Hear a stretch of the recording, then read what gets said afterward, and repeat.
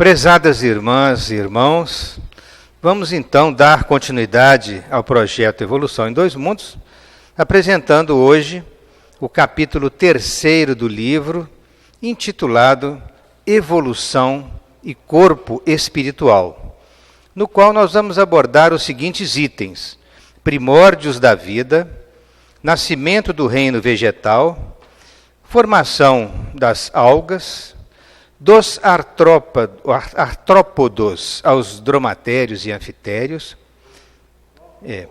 formação das algas, dos artrópodos aos dromatérios e anfitérios, faixas inaugurais da razão, elos desconhecidos da evolução e, finalmente, evolução no tempo. Neste primeiro item, em que André Luiz aborda os primórdios da vida, ele nos fala a respeito do tema da compreensão do corpo espiritual.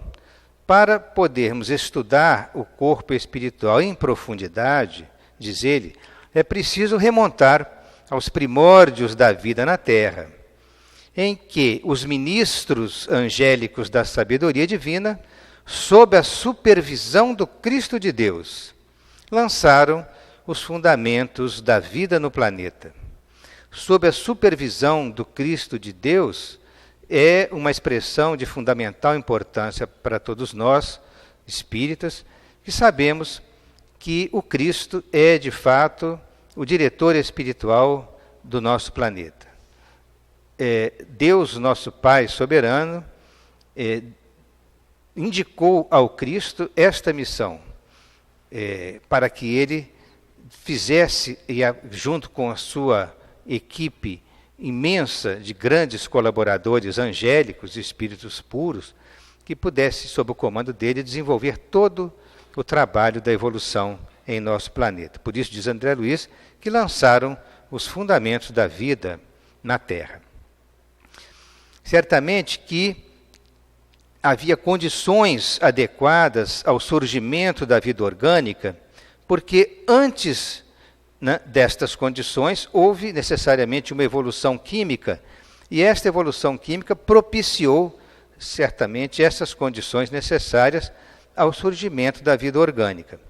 Houve necessidade de uma evolução química primeiro, por quê?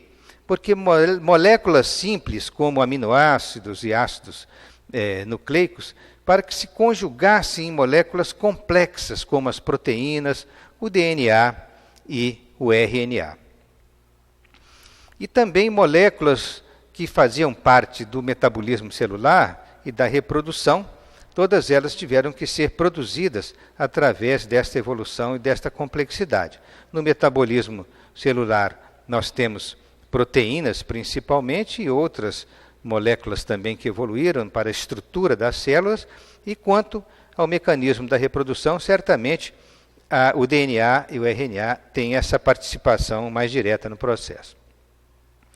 Bem, vamos falar das moléculas simples, para que nós tenhamos uma compreensão melhor.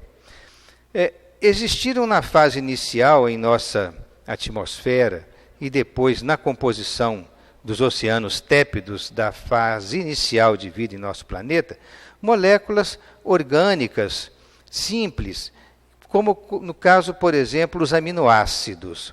Os aminoácidos são moléculas orgânicas que contêm um grupo amina e um grupo carboxila. Então, nós teremos o grupamento amina, que nós vemos nessa localização da molécula, contendo nitrogênio e dois átomos de hidrogênio. Nós temos o grupamento carboxila na outra extremidade da molécula, composta aqui de carbono, oxigênio e hidrogênio. Então, seria um COOH ali formando o grupo carboxila. No meio da molécula, a partir deste átomo de carbono central, desce uma cadeia, chamada ali, intitulada como R, que é uma cadeia lateral específica para cada aminoácido. Ou seja, cada molécula de aminoácido vai ter, então, uma cadeia própria a partir deste átomo central. Então, este é um aminoácido. Numa extremidade, grupo amina, na outra extremidade, grupo carboxila, e no carbono central desce uma cadeia lateral específica. Esta molécula contém elementos, como carbono, hidrogênio, oxigênio e nitrogênio, que vão constituir a base para as proteínas. E também nós temos as chamadas moléculas que fazem parte da reprodução celular, que são os ácidos nucleicos, que esses ácidos nucleicos vão constituir moléculas complexas que servirão para arquivar o código genético da vida. Essas moléculas simples, ácidos nucleicos, que servirão como base para formar RNA e DNA, elas são formadas por subunidades chamadas nucleotídeos. Então, uma pequena parte da molécula, um degrau da molécula, por assim dizer, é um nucleotídeo para o DNA e um nucleotídeo para o RNA. Há uma pequena diferença desses nucleotídeos para o DNA e o RNA. No caso do DNA, aqui nesta posição da molécula não tem oxigênio, só tem o hidrogênio. No caso do RNA, nesta parte da molécula, nós temos um oxigênio com um hidrogênio. Então, essa é a única diferença na constituição dos nucleotídeos, uns para o DNA, outros para o RNA. Seria a não existência do hidrogênio no DNA. A não existência do oxigênio no DNA. E a existência deste oxigênio para o RNA. Acho que aí fica claro na compreensão. Então, veja bem. Os nucleotídeos eles são formados por 3 tipos de associação de estruturas químicas. Nós temos aqui uma base nitrogenada, ela contém nitrogênio, né? Nós temos uma molécula de açúcar, que é uma desoxirribose no DNA, ou uma oxirribose aqui, ou simplesmente a ribose no RNA. Então, desoxirribose e ribose. É uma molécula de açúcar, um tipo de açúcar. E um terceiro grupo é um grupo fosfato. Então, recordando, os nucleotídeos, que são estruturas de unidades que, para formar o DNA ou RNA, que vão fazer um grande encadeamento, uma molécula muito longa, elas estão constituídas por 3 grupos químicos: bases nitrogenadas, açúcar e fosfato. Isso também é interessante que fique bem claro para a gente compreender depois como que elas vão se unificar em grandes cadeias. Então, essas moléculas simples, sejam elas aminoácidos, sejam elas ácidos nucleicos, elas vão se agrupar para formar grandes moléculas. No caso dos aminoácidos, eles vão formar proteínas, que são moléculas muito complexas. Então, nós temos exemplos de proteínas, como, por exemplo, a albumina, que tem toda essa cadeia molecular de extrema complexidade, que vocês estão vendo, como se fossem fitas encadeadas. Ou, no caso, a hemoglobina, então, mais complexa ainda, que tem estruturas também de ferro na molécula, com 4 grupos, né, que contém ferro na molécula, e toda uma estrutura proteica complexa, porque aqui são milhares e milhares de aminoácidos que ficam interligados para formar a complexidade dessas proteínas. Então, as proteínas elas são moléculas de grande peso molecular, constituídas por grupos de aminoácidos, dentre os 20 existentes em combinações diversas, que podem levar a cerca de 100.000 variedades de proteínas. Imaginem a complexidade do corpo humano com essa enorme variedade de proteínas, constituídas pelos degraus básicos, que são moléculas mais simples. No caso das proteínas, são aminoácidos que se associam dentro de uma complexidade estrutural muito grande para dar essa diversidade às múltiplas proteínas que são vitais para o nosso organismo. Então, no caso, falamos das proteínas, agora vamos para o caso do DNA e do RNA, que são moléculas extremamente complexas, com uma estrutura também bastante complexa na sua forma, porque ela é uma dupla hélice em formato helicoidal, é como se fosse uma escada torcida. Então, essa dupla hélice na escada torcida forma, né, tem esse formato helicoidal que vocês estão vendo aí, E aí, então, quando nós falamos de nucleotídeos, cada degrau da escada, por assim dizer, corresponde a um nucleotídeo. Só que aqui são milhões e milhões para formar o DNA ou o RNA. Então aqui nós estamos vendo, né, esse encadeamento dos nucleotídeos, aqui com o grupo fosfato, com as bases nitrogenadas e com o açúcar. O açúcar mostrado aqui com esse pentágonozinho, grupo fosfato, e aqui no meio, ligando o degrau da escada, né, as bases nitrogenadas, uma de cada lado, designadas pelas letras AT e CG, no caso do DNA. Né? Agora, voltando só um pouco aqui na nossa explicação, é interessante a gente assim, dizer o seguinte, que as bases nitrogenadas e esses grupos de fosfato e açúcares, elas se juntam para formar as imensas moléculas de DNA e RNA. Elas estão estruturadas, conforme a gente referiu, como se fosse uma dupla hélice. E essa dupla hélice tem essa forma helicoidal.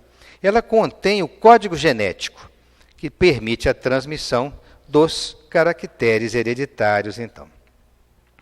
Continua, então, André Luiz falando a respeito da gênese planetária.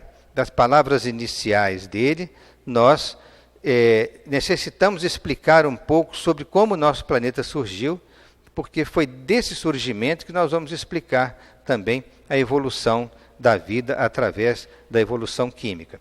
Então, existia uma estrela de grande massa vizinha a uma nuvem de nitrogênio. Isso foi há mais de 5 bilhões de anos atrás.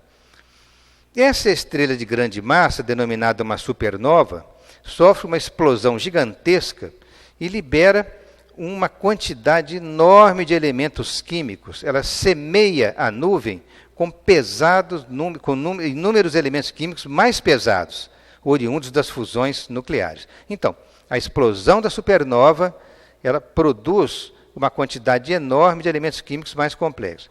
E essa explosão semeia aquela enorme nuvem de hidrogênio que está junto com elementos químicos oriundos dessas fusões nucleares que acontecem no núcleo da estrela que explodiu violentamente. A quantidade de energia é tão grande que os elementos químicos são transformados no núcleo estelar em elementos cada vez mais complexos e semeando a nuvem de hidrogênio com todos esses átomos complexos. Ocorre uma condensação desta nuvem em certas regiões que inicia um movimento de rotação por ação da gravidade, conforme nos explica Marcelo Gleiser no livro Poeira das Estrelas. E nesta rotação, que ocorre em certos pontos da nuvem, vai formar o chamado disco protoplanetário, com o Sol primitivo no centro. O disco protoplanetário dará origem à formação dos diversos planetas que, no caso, hoje constituem o nosso sistema solar. Então, protoplanetário é porque os planetas ainda surgirão naquele disco em rotação. E no centro, uma massa mais concentrada, que seria o nosso Sol primitivo, que depois vai se transformar no Sol atual. Ocorre que durante 300 milhões de anos aproximadamente, na formação desse sistema planetário, no disco protoplanetário, ocorreram colisões de asteroides e cometas, mas por um tempo muito longo, cerca de 300 milhões de anos aproximadamente. E essas colisões frequentes de asteroides e cometas levaram ao aumento da massa dos planetas em formação. No caso da formação da Terra, tornou-se um planeta mais rochoso por ter mais proximidade com o Sol. E a massa da Terra aumentou progressivamente pela colisão de asteroides e cometas até que chegasse a uma massa aproximada da massa atual. Essa Terra primitiva formada, então, no planeta nosso foi desenvolvida uma atmosfera, porque a nossa gravidade de nosso planeta foi suficiente para atrair gases, retendo esses gases junto ao planeta. Se o planeta é muito pequeno, ele não vai ter campo gravitacional suficiente para segurar uma atmosfera, como é o caso de Mercúrio, como é o caso de satélites como a Lua. Mas tendo um campo gravitacional mais forte, é possível que esse campo segure os gases contra a superfície sólida do planeta, constituindo então a atmosfera. Essa atmosfera, ela é rica também em vapor d'água, porque é um vapor d'água primitivo trazido principalmente pelos cometas que chocaram naquela massa primordial, porque os cometas trazem muita quantidade de gelo em seus núcleos, então daí temos água abundante na atmosfera decorrente da água que vem pelos cometas. Então, essa água condensa-se em vapor d'água devido ao calor reinante na superfície da Terra e inúmeras tempestades, chuvas torrenciais vão acontecendo ao longo de séculos e milênios, até que progressivamente a superfície do planeta sofra um resfriamento.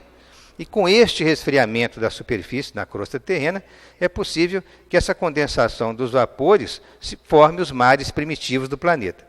Que nós podemos só ter a água em estado líquido quando o planeta baixa uma temperatura abaixo de 100 graus para que não haja ebulição desta água nos nossos mares primitivos. Então, a grande nuvem de hidrogênio, com uma estrela supernova na sua vizinhança, a estrela explode violentamente, funde uma quantidade enorme de elementos químicos mais complexos, mais pesados. Esses elementos ficam semeados na grande nuvem de hidrogênio, que entra em processo rotacional e, na rotação, forma o chamado disco protoplanetário, com uma quantidade de matéria concentrada no centro, que seria o nosso Sol primitivo. Então, com o passar dos milhões de anos e as colisões de asteroides e cometas, os planetas vão se formando, cada um em órbitas determinadas, os mais próximos do Sol, de constituição mais rochosa, e os mais distantes do Sol, de constituição gasosa. Então, desta forma, nós chegamos ao nosso sistema solar atual, que se encontra aqui na porção inferior de nossa figura. Bom, diz André Luiz que a matéria elementar de que o elétron é um dos corpúsculos base, uma partícula elementar, ao sopro criador da eterna inteligência, dera nascimento à província terrestre no estado solar a que pertencemos. Então, esta frase, que tem uma poesia muito bonita, né, inserida nela, fala da potência criadora para que todos os sistemas planetários, estelares, galácticos, toda a constituição do universo, né, possa desenvolver-se ao longo dos bilhões de anos. Mas todo esse trabalho é coordenado pelos espíritos puros, aos quais Deus delega a possibilidade de coordenar, dirigir e, com um grupo de espíritos também muito evoluídos, desenvolver todo um trabalho de evolução nesses sistemas planetários. Então, mas ao sopro criador da eterna inteligência é a participação de Deus pelas leis por ele estabelecidas desde a origem dos tempos. E os espíritos puros, co-criadores em plano maior, eles têm que obedecer essas leis, gerando toda a evolução, a estrutura e o funcionamento necessário para que tudo aconteça da melhor forma. Então, diz André Luiz que os fenômenos da formação original, eles são inabordáveis na sua mais íntima estrutura. E a nossa ciência pode reconstruir um modelo de criação dos sistemas planetários, mas determinados detalhes na sua estrutura mais íntima, a nossa ciência ainda não tem acesso, que seria pela participação das inteligências superiores, e nós não galgamos esses degraus da compreensão ainda, para em profundidade compreendermos todos os fenômenos desta formação. Mas já a nossa ciência conhece alguma coisa, como já foi colocado em síntese na explicação da formação do sistema planetário em torno do Sol. Para a física moderna, o elétron é uma das partículas elementares que constituem a matéria. Para a nossa física, o elétron é indivisível. Porém, André Luiz esclarece que, no plano espiritual em que ele se encontra, o elétron é também partícula atômica dissociável, coisa que a nossa ciência não tem conhecimento ainda, mas que no futuro, com o avanço do conhecimento humano, provavelmente a física moderna chegará a esta possibilidade de compreender o elétron também como uma partícula dissociável. Mas é bom que se diga que André Luiz refere-se ao elétron relacionado ao plano espiritual. Portanto, pode ser a mesma partícula, porém numa outra densidade vibratória que a nossa ciência também não tem acesso. Mas não deixa de ser uma informação importante saber que no plano espiritual o elétron, para nós indivisível, já é ele mesmo uma partícula dissociável. O grande cientista chamado Sir J.J. Thomson, ele é o descobridor do elétron, o nosso elétron conhecido na física terrena, né? Sir Joseph John Thomson. Esse físico britânico, ele recebeu o Prêmio Nobel de Física em 1906 pela descoberta do elétron, trabalhando com tubos de raios catódicos em seu laboratório. Ele publicou o seu trabalho, a sua descoberta, em 1897. Esses tubos de raios catódicos foram descobertos e desenvolvidos pelo grande cientista William Crookes.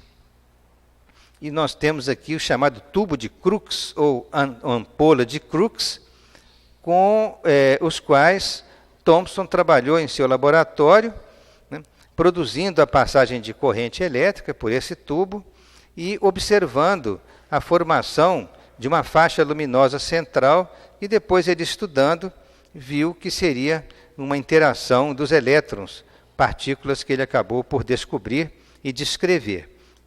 Isso foi uma contribuição muito grande à física, porque pôde-se depois desenvolver a ideia de que o átomo não era uma esfera sólida, ele era constituído de partículas, formando um grande vazio que a física moderna desenvolveu toda digamos, os modelos necessários à compreensão do átomo, dentro dos limites possíveis que a gente pode compreender, porque há muitos mistérios ainda na teoria atômica.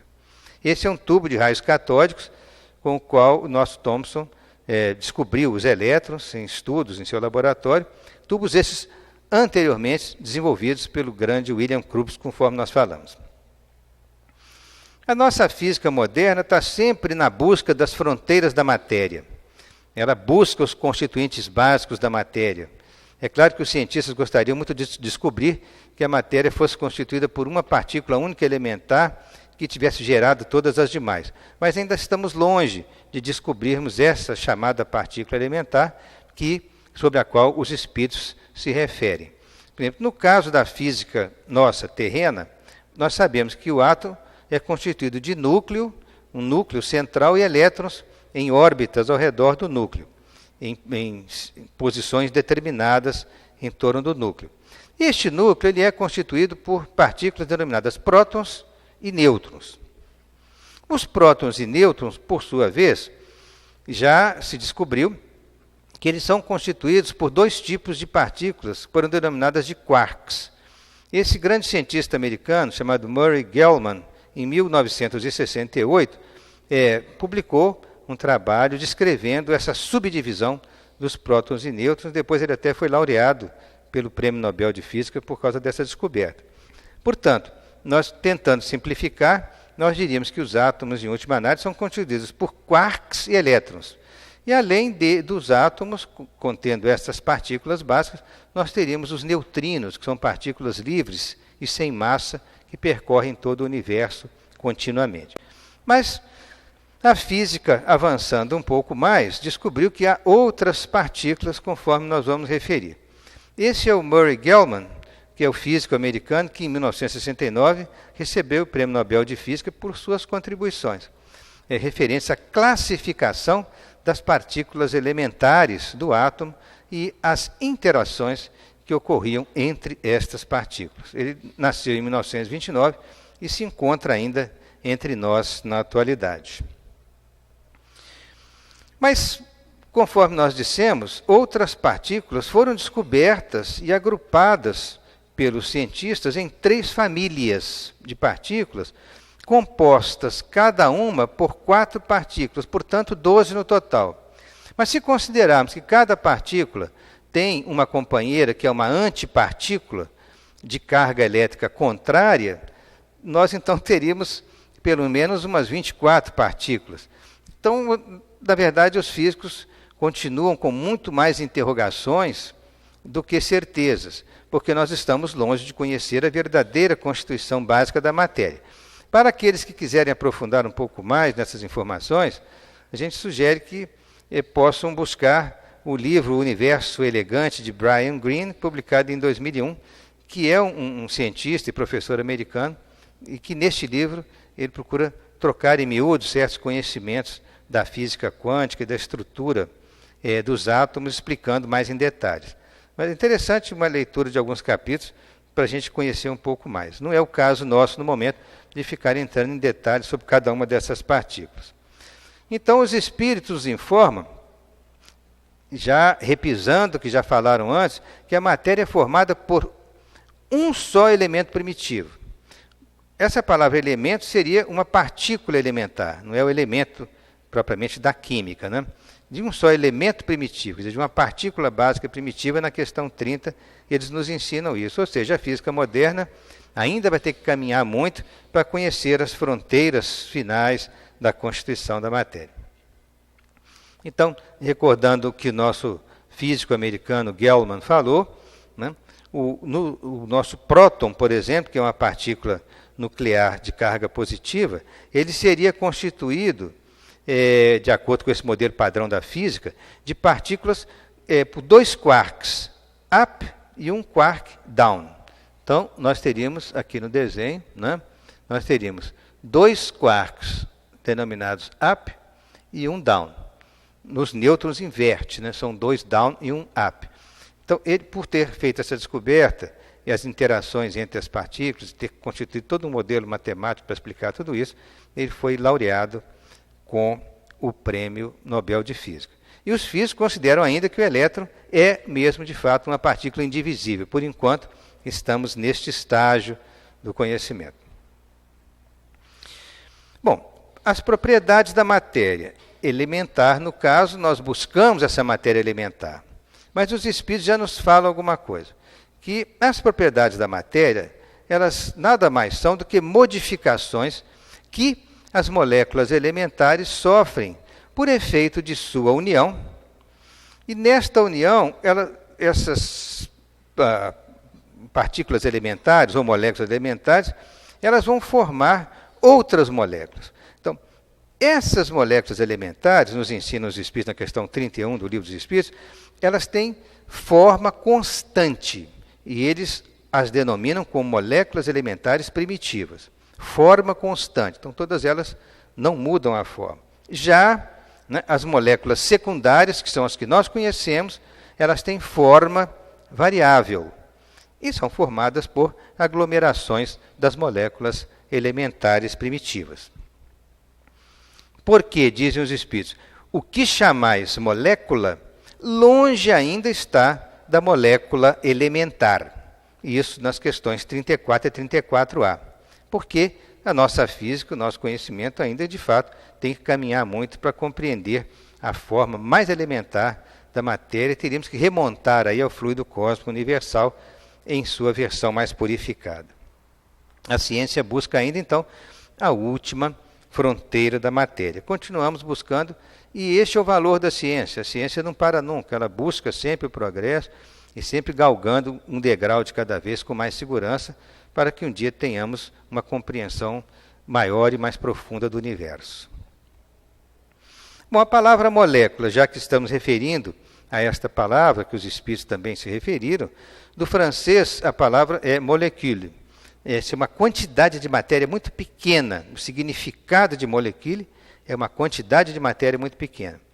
E essa palavra foi cunhada em 1678, proveniente do latim, que no latim a palavra é molécula, realmente, mesma pronúncia nossa em português, mas que significa diminutivo de mole. Mole é uma grande massa. Ora, o diminutivo de uma grande massa se torna uma pequena quantidade de matéria. Então, de onde o nome molécula. Ou então, agora já em química, nós podemos dizer que o que é a molécula? Então, a molécula é a menor porção de uma substância química que mantém todas as propriedades originais desta substância. Então, isso é interessante, porque se nós tomarmos, né, uma gotículazinha de água e formos dividindo esta gotícula inúmeras vezes, dividindo, nós vamos chegar na última porção da substância água, que é uma molécula de água. Essa molécula de água, ela está composta por oxigênio, uma molécula de oxigênio e duas de hidrogênio. Curiosamente, na molécula de água, as duas moléculas de hidrogênio, os dois átomos de hidrogênio, eles formam um ângulo com o átomo de oxigênio, de aproximadamente 105 graus, 104,5. Então, esta angulação permite que haja uma polaridade na molécula, em que ela tenha uma extremidade um pouco mais negativa e outra extremidade um pouco mais positiva. E aí, com isso, nessa polaridade, gera todas as propriedades de solvente universal que a água tem. Então, conforme dissemos, se pegarmos uma gotícula de água e formos dividindo-a progressivamente, milhões de vezes, nós vamos chegar na última partícula, que é a molécula. Ainda mantém as propriedades da água. Agora, se nós dividirmos a molécula, nós vamos ter dois átomos de hidrogênio e um átomo de oxigênio, e aí já não é mais água, aí já perde toda a propriedade, portanto, já não é mais a molécula. Aí são os constituintes da molécula. Então, isso aí fica bem claro que a molécula tem que manter ainda as propriedades daquela substância que ela compõe. Nos primórdios da vida, volta André Luiz a falar, a Terra tornou-se habilitada a receber as sementes da vida, sob o impulso dos gênios construtores, ou seja, os espíritos que secundavam todo o esforço do Cristo, todos eles comandados pelo Cristo. Os mares mornos foram invadidos por uma gigantesca massa viscosa, que originou o protoplasma, onde o princípio inteligente ensaia as suas primeiras manifestações. O protoplasma é essa massa viscosa que vai constituir o componente vivo das células. Mônadas celestes, diz André Luiz, que são o princípio inteligente, na sua fase mais inicial, mônadas celestes foram trazidas pelos operários espirituais para a Terra no momento oportuno, e eles magnetizaram-lhe os valores e, sob a ação do meio ambiente, exprimem-se do mundo, essas mônadas celestes, através da rede filamentosa do protoplasma. Então, a palavra mônada refere-se ao espírito em sua origem, nas proximidades de sua origem. Então, a rede filamentosa de protoplasma permitiu que a mônada celeste, no início da vida orgânica, se exprimisse através dela. Inicia-se, portanto, a evolução orgânica na Terra. Nos mares mornos do início, a vida primitiva pôde desenvolver-se pela constituição do protoplasma. Então, as mais primitivas formas de vida teriam surgido nos tépidos oceanos da Terra, há quase 4 bilhões de anos atrás. Existia, então, na época, uma grande diversidade das chamadas arqueobactérias. Arqueo porque antigas, primitivas. Arqueo do grego é antigo, velho. Então, as arqueobactérias, contendo o protoplasma em seu interior, elas lavraram a superfície do planeta, contribuindo grandemente para o processo evolutivo. Então, na nossa figura à direita, nós temos formas variadas dessas bactérias primitivas que surgiram bem antes de todos os outros seres da Terra e que povoaram os mares mornos, que já estavam circulando praticamente todo em nosso planeta, com temperatura adequada para que esses seres surgissem. Na verdade, essas arqueobactérias são muito adaptadas a locais de temperatura elevada, conforme a gente vai mostrar. Como elas o faziam no mundo primitivo, porque os oceanos eram mais quentes do que hoje. Entrando no item 2, nós vamos falar sobre o nascimento do reino vegetal, quando surgem os vírus e com eles o campo inicial da vida orgânica. Esses vírus são formados por nucleoproteínas e globulinas, oferecendo clima adequado aos princípios inteligentes ou mônadas fundamentais. Repetindo, o nascimento do reino vegetal, André Luiz nos fala que surgem os vírus e com eles o campo inicial da vida orgânica.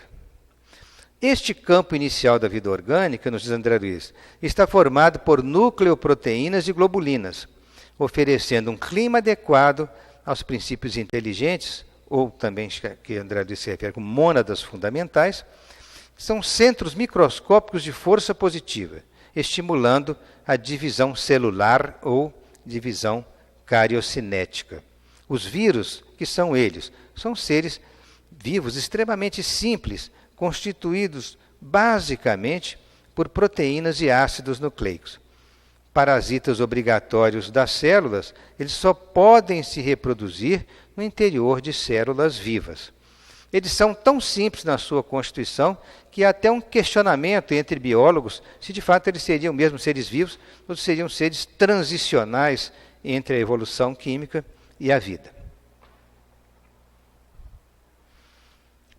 Continuando no progresso da evolução, André Luiz fala sobre o nascimento do reino vegetal. As nucleoproteínas, então, o que são? Já tinha dito anteriormente, são substâncias compostas por proteínas simples, como a histona, e ácidos nucleicos, componentes do DNA e do RNA, segundo o dicionário Aurélio. E as globulinas? As globulinas são grupos de proteínas em que se incluem os anticorpos e proteínas que atuam no transporte de gorduras, no transporte de lipídios nas células e também fora das células, da enciclopédia Veja-Larousse. Olha só que grande diversidade que nós temos de vírus, apenas alguns tipos de vírus mostrados, mas que nos permite ver como que é variada a forma dos vírus, né? Como temos aqui, né, vírus da cachumba, varíola, da raiva, da gripe. Olha aqui do herpes, né, que incomoda muito quando pega, né, os nossos nervos, causa uma infecção virótica extremamente dolorosa. Nós temos aqui o vírus do mosaico do tabaco, um bacteriófago, que é um tipo também viral, aqui da alfafa, batata, olha a variedade enorme de vírus que atacam insetos, adenovírus, vírus da poliomielite, paralisia infantil, né? Então, é uma variedade, como bacteriófago, uma variedade enorme de formas pela estrutura proteica complexa que eles às vezes apresentam. As nucleoproteínas e globulinas, para a gente explicar melhor, as nucleoproteínas estão relacionadas com o próprio núcleo da célula e tem relação com a formação dos cromossomas, com o material genético, então, com o enovelamento do DNA em torno de proteínas chamadas histonas. Então, muito interessante aquele desenho da esquerda, em que se nós, de dentro do núcleo da célula, nós retirarmos um cromossoma já enovelado, um formato de X, né, e desse enovelamento, nós, teoricamente, poderíamos puxar um fio de DNA. E esse fio de DNA vem todo enrolado nas histonas, cada bolinha amarela dessa, ou uma moedazinha amarela dessa, é uma molécula de histona, proteína que serve de base estrutural para o enovelamento do DNA. E se nós continuarmos caminhando pelo DNA, nós vamos ampliando a sua estrutura até chegar na dupla hélice. Imagine então a complexidade dessa molécula que tem que se enovelar para formar os cromossomas, carregando em si o código genético, o código da vida. E as chamadas globulinas fazem parte do grupo dos anticorpos e também de proteínas que transportam gorduras, que aqui estão mostradas transportando gorduras junto com elas próprias. Elas passam pelo sangue nosso ou por dentro da célula como agentes transportadores, levando substância para aqui e para ali, dentro de funções variadas. Então, da evolução química, houve uma possibilidade de chegar à evolução biológica. Essa evolução, como ocorreu? Houve primeiro uma evolução gradual de sistemas químicos até que possibilitasse o surgimento da vida. Porque tudo, na verdade, se vocês forem analisar em evolução, nós estamos partindo do simples para o complexo. E os simples, no início, eram moléculas mais simples, mais elementares. Essas moléculas permitiram a formação de moléculas mais complexas até chegar à condição de vida, conforme nós vamos mostrar. Essa teoria da evolução molecular é hoje largamente aceita pelos biólogos. Ocorreu então o resfriamento do planeta, conforme nós já falamos, formou-se uma atmosfera primitiva após o resfriamento do planeta, e nessa atmosfera primitiva, entre outros gases, havia uma grande quantidade de vapor d'água. Neste vapor d'água condensando, formava as chuvas, que torrencialmente caíam até formar os mares primitivos. Nos mares primitivos, nós tivemos o surgimento da vida. Nessa atmosfera primitiva, que permitiu com grande quantidade de vapor de água formar os mares, também existiam outros gases, conforme nós referimos, como o caso aqui, além do vapor d'água, do metano, da amônia, do hidrogênio, o gás carbônico, o gás cianídrico, que eram constituintes da nossa atmosfera primitiva. Notem vocês que o oxigênio nem está citado aí por enquanto. Na atmosfera primitiva, os cientistas entendem que não existia ainda oxigênio em quantidade adequada. Só no futuro é que o oxigênio foi surgindo através do metabolismo das bactérias fotossintetizantes e de todos os vegetais que produziam oxigênio. Nas condições reinantes da atmosfera primitiva, existia uma temperatura mais alta, as chuvas eram frequentes, existia uma presença de radiação ultravioleta muito grande, porque não havia camada de ozônio para filtrar a radiação solar toda que vinha em direção ao planeta. Então, muita radiação ultravioleta penetrava na Terra, descargas elétricas intensas pelas chuvas torrenciais, grandes relâmpagos cruzavam o planeta constantemente, e o calor também associado levaram à formação de moléculas cada vez mais complexas pela associação das moléculas simples. Esta é a hipótese de Haldane, em 1929, e Alexander Oparin, em 1936, conforme ensina Mabes em Biologia.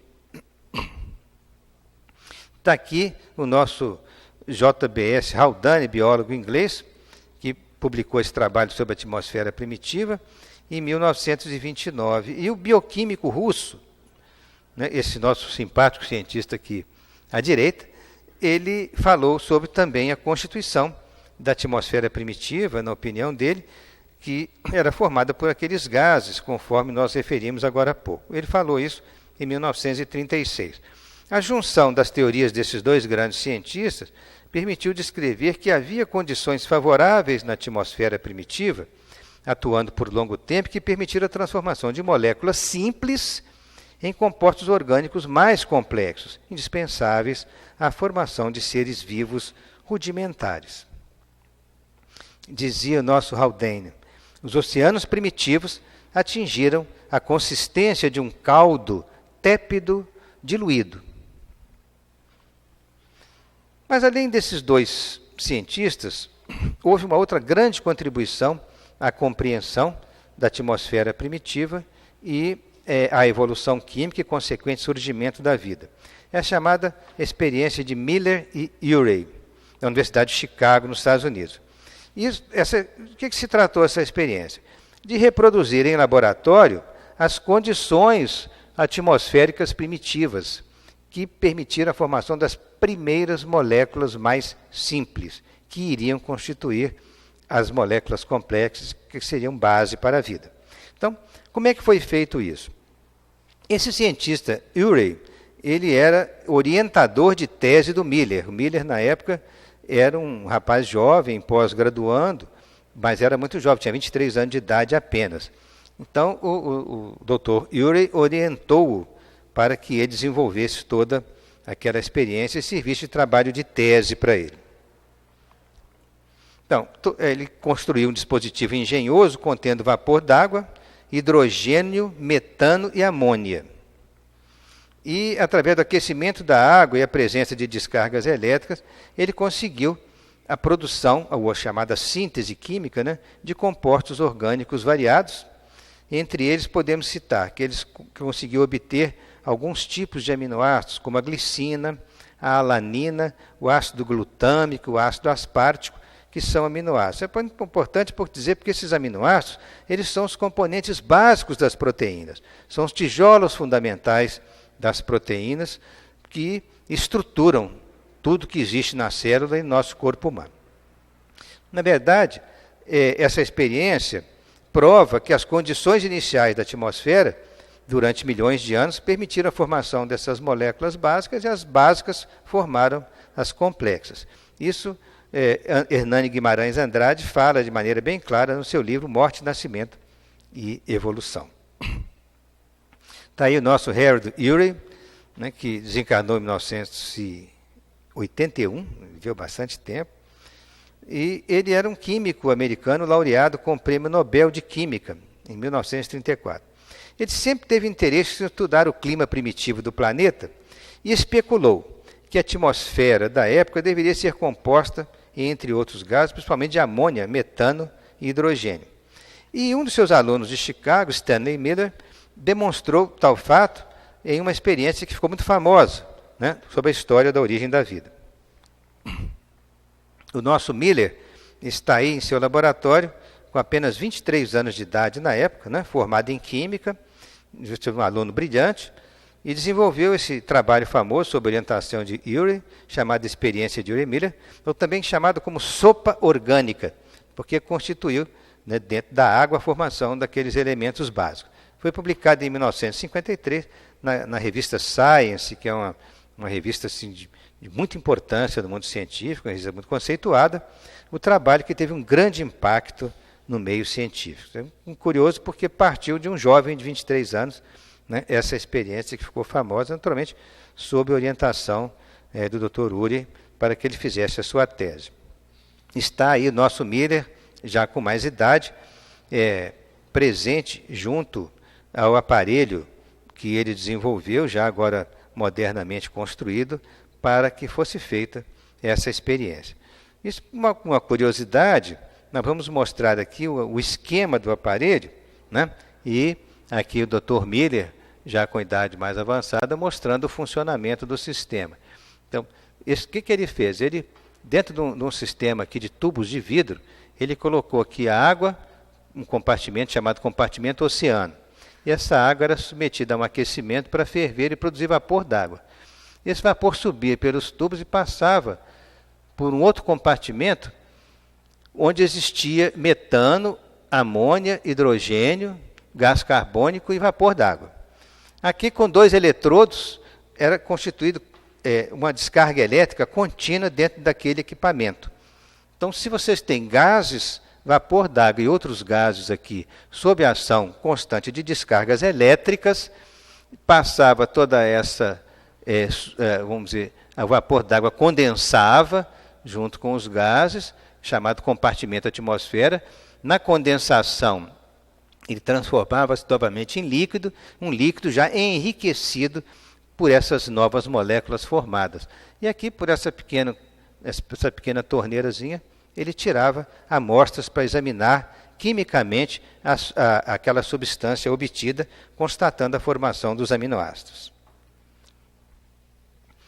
Então, surgem as bactérias rudimentares que se perderam no tempo, lavrando os minerais na construção do solo, pela reprodução assexuada, com seus numerosos grupos, plasmaram as células primitivas, responsáveis pelas eclosões do reino vegetal em seu início. São as palavras de André Luiz para dizer que bactérias rudimentares que se perderam no tempo, nós citamos as arqueobactérias do oceano primitivo, que tem um paralelismo com esta informação do André Luiz sobre as bactérias rudimentares. Nós temos aqui as arqueobactérias, conforme nós falamos, que é a forma mais primitiva de bactérias que se conhece. Também hoje, modernamente, em biologia, são chamadas de arqueias. Né?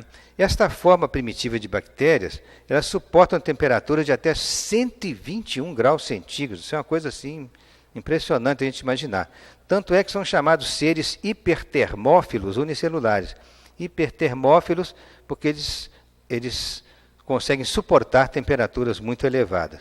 Eles usam o ferro para produzir energia. Eles metabolizam compostos de ferro e produzem energia através de reações químicas. E aqui nós temos formas de arqueobactérias ou arqueias aí, num oceano primitivo estilizado. Bom, então como os reinos foram se desenvolvendo, e André ali já está falando do desenvolvimento do reino vegetal, é importante nós abrirmos um parênteses para falar do desenvolvimento dos 5 reinos que hoje a biologia moderna reconhece. Quais são esses 5 reinos? Todos nós, todas as formas de vida do planeta pertencem a esses 5 reinos. Nós temos o reino Monera, Protista, o reino Fungi, Planta e Animalia. São 5 reinos considerados hoje na biologia moderna. Nós tínhamos, então, no início, uma célula primitiva, uma célula muito elementar.